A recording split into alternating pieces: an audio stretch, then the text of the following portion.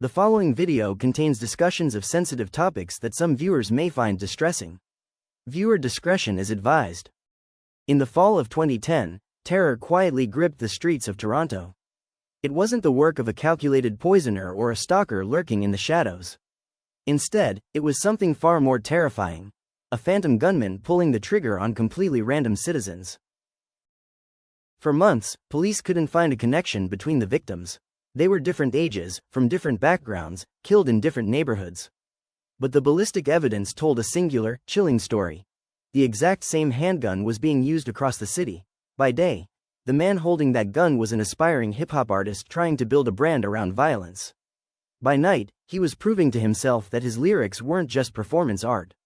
This is the disturbing story of Mark Moore, the street-level serial killer who terrorized Toronto just to satisfy an ego.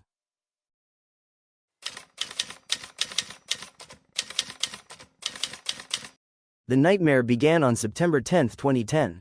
27-year-old Jameel Spence, a hardworking father of two with absolutely no criminal ties, was walking home from a local store. Out of nowhere, a figure stepped from the shadows and unleashed a hail of 15 bullets. Spence died on the pavement from a fatal shot to the head. Police were completely baffled. There was no motive, no robbery, and no enemies. Just 19 days later, on September 29, the gunman struck again. 18-year-old Crodie Facey and 23-year-old Mike James were hanging out in a secondary lane when a vehicle pulled up. The shooter opened fire without saying a single word. Both young men were killed instantly. The final execution occurred on November 24. 45-year-old Carl Cole was shot multiple times at point-blank range. In less than 3 months, 4 men were dead. Fear was spreading through the community, but Toronto police were about to catch a massive break. While detectives scrambled to connect the dots, a 20-something man named Mark Moore was busy trying to make it big in the local rap scene under the moniker Prezidenteeh. He frequently boasted about a violent street lifestyle. But Moore wasn't just writing fiction. Following an unrelated jewelry store robbery, police placed a wiretap on Moore's phone. What they heard sent chills down their spines.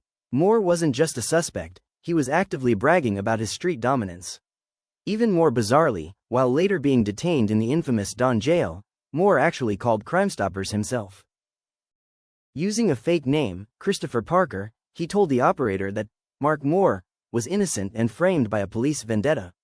But his voice was easily recognized, and the call completely backfired, handing prosecutors a bizarre display of his manipulation tactics.